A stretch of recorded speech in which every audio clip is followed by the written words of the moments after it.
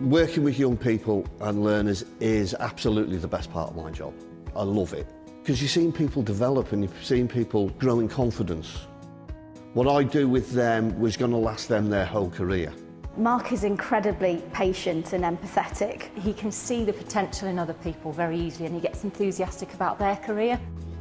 Sometimes you work with a learner who is just, I don't know, drifted into the job, and all of a sudden something will click with them and they'll go, oh, I can do this.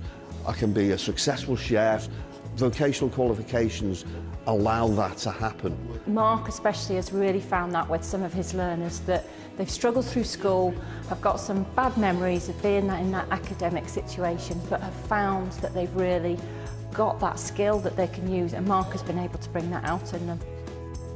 Everybody's different, and not everybody knows exactly what they want to do with their lives when they're 16. When you talk to his learners and you get feedback from them and the employers that they work for, it's always positive, and it's always about Mark's approach and willingness to help and to guide and to advise and to mentor those learners.